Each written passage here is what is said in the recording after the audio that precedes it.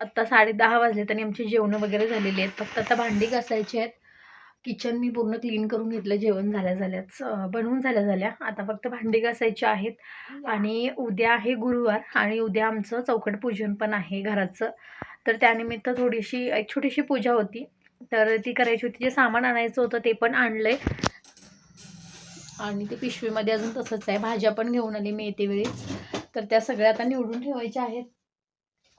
पण आत्ता वेळ झाला आहे, कारण 10:30 वाजले आणि खूप लेट मी हा ब्लॉग चालू करते. दिवसभर मला अजिबात टाईम भेटलेला नाही. आत्ता म्हणजे अगदी एक 15 दिवस झाले कंटिन्यू माझी तब्येत खराब आहे. कंटिन्यू माझा ट्रीटमेंट चालू आहेत. म्हणजे कधी हे नसचा प्रॉब्लेम होतो, तर कधी मग नसमुळे काय होतं, छातीमध्ये वगैरे दुखायला लागतं.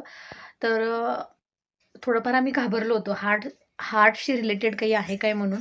त्याच्यासाठी डॉक्टरांनी ECG करायला लावलं, कारण 99% डॉक्टर शुअर होते की तसं काही नाही आहे. पण तरी पण माझ्या मनात एक भीती होती, कारण मला खूप जास्त पेन होत होतं आणि सेम डावा हात पाठीमध्ये आणि पुढे पण दुखत होतं. सो लक्षणं तीच होती, म्हणून डॉक्टरांनी म्हटलं की तुमच्या समाधानासाठी आपण एक ECG काढून बघूया.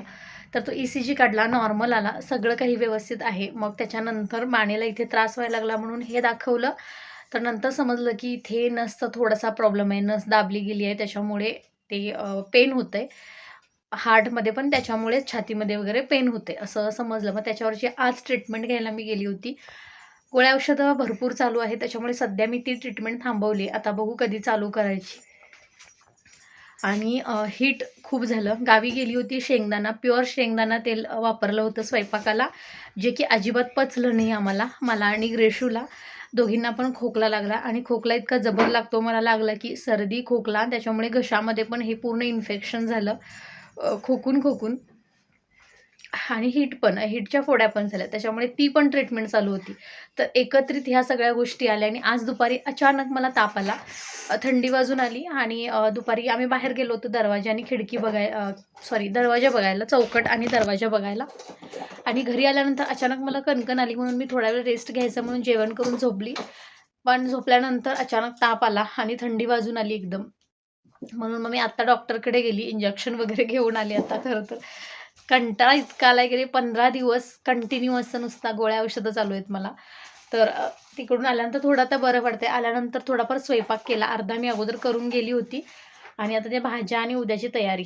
उद्या चौकट पूजन आहे, त्याच्यामुळे थोडीफार तयारी करायची होती. 5 मुलींची ओटी भरायची होती, कुमारिकांची. तर उद्या ग्रेशूची सुट्टी आहे, पेरेंट्स मीटिंग आहे. तिला घेऊन जायचं आहे स्कूलमध्ये, पण परत घरी आणायचं आहे लगेच. सो म्हटलं उद्याच करून घेऊया. आणि बरीच कामं गुरुवारची आमची होतात.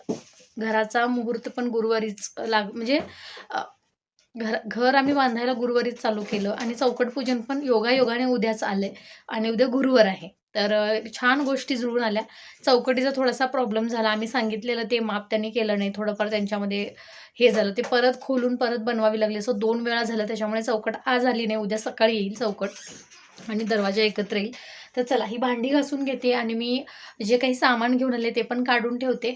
तर हा व्हिडिओ मी उद्यासुद्धा कंटिन्यू करते. घरातली कामं थोडीफार झालेली आहेत, माझं थोडं आवरून झालेलं आहे. आता मी नंतर तयार होते, आता जास्त तयार होत बसले नाही, कारण कामं खूप सारी आहेत आणि कपडे खूप होते, मशीन इकडे लावलेली. अजून हे पूर्ण पॅक झालेलं नाही बाथरूमचं, त्याच्यामुळे मग इथे मशीन लावली सध्याला. आणि दरवाजा पण नाही आहे, त्याच्यामुळे कपडे खूप होते. आणि हे जे कपडे आहेत, असा जुगाड केलेला आहे कपडे सुकवण्यासाठी. तसं तर मी समोरच्या ज्या ताई आहेत त्यांच्या टेरेसवर घालते, पण आज खूप कपडे होते आणि सारखं ये जा करायला टाईम नव्हता. म्हटलं इथंच रश्या बांधून पटकन दुपारपर्यंत सुकून जातील, कारण मशीनला लावलेले कपडे लवकर सुकतात. सो त्यासाठी तर आता हा जुगाड तर झालेला आहे. स्वयंपाक करायचा अर्धा झाला आहे, अर्धा करायचा आहे. आणि ग्रेशू बसले कलर करतात, तिची पेरेंट्स मीटिंग होती त्यामुळे सुट्टी आहे तिला. सकाळी स्कूलमध्ये जाऊन आले हे आणि ती, आणि खूप छान तिची प्रोग्रेस आहे. टीचरने पण खूप छान तिच्याबद्दल सांगितलं. चला, आता बाकीची सगळी कामं करून घेते पटकन.